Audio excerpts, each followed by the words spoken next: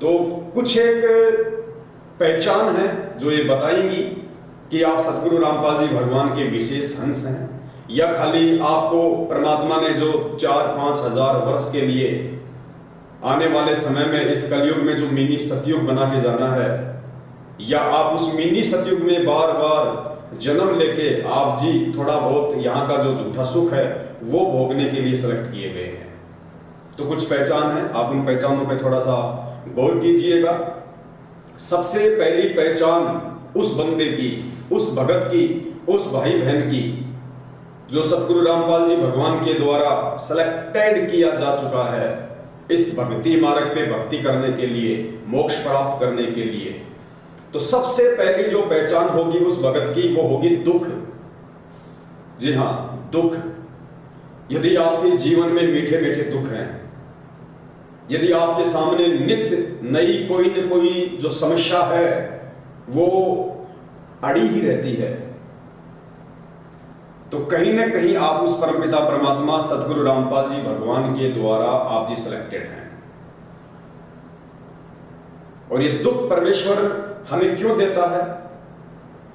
जानबूझ के देता है परमात्मा। कुछ घटनाओं को वो परमात्मा जानबूझ के भी जन्म देता है हमारे से भक्ति करवाने के लिए। तो दुख, यदि आपके जीवन में दुख है, आपके जीवन में यदि कोई समस्या है, तो निश्चित तौर पे आप सतगुरु रामपाल जी भगवान के द्वारा आप सिलेक्टेड हैं। और वो दुख परमेश्वर आपको इसलिए देते हैं ताकि आप इस परमेश्वर की भक्ति पे आप टिके रहें, आप सदा उस परमेश्वर के आसपास रहें, आपको सदा वो भगवान याद आता रहे। वो दुख आपको इसलिए दिए जाते हैं ताकि आप कार, कोठी और बंगलों में ना फंसें, आप माया में ना धस जाएं। इसलिए परमात्मा कहते हैं कि सुख के माथे पत्थर पड़ो, जो नाम हृदय से जाए, और बलिहारी उस दुख के ऊपर जो पल पल नाम रटाए। ये परमेश्वर का वचन है, परमेश्वर की वाणी है। यानी यदि आप एक भगत हैं और वो भी पूर्ण परमात्मा के, सतगुरु रामपाल जी भगवान के, फिर भी आपके जीवन में थोड़े बहुत दुख, समस्याएं, तकलीफें हैं, तो निश्चित तौर पे वो समस्याएं, यदि आप मर्यादा में हैं, तो वो समस्याएं आपको आपके सतगुरुदेव जी के द्वारा जानबूझ के दी गई है ताकि आप इस माया के इस दलदल में ना फंसें, आप कार कोठी में ना फंसें, आप माया एकत्रित करने में ना फंसें। इसलिए परमात्मा कहते हैं सुख के माथे पत्थर पड़ो, कि मेरे भगत को ऐसा सुख नहीं होना चाहिए जो उसको मेरी भक्ति से कोसों दूर कर दे। जो मेरे भगत के अंदर एक जो भाव होने चाहिए, जो एक श्रद्धा होनी चाहिए, जो एक पीड़ा होनी चाहिए, जो एक वैराग होना चाहिए, उन सब से जो सुख मेरे भक्तों को दूर करे, परमात्मा कहते हैं उस सुख के ऊपर पत्थर पड़ो। सुख के माथे पत्थर पड़े, जो नाम हृदय से जाए, और बलिहारी उस दुख के ऊपर जो पल पल नाम रटाए।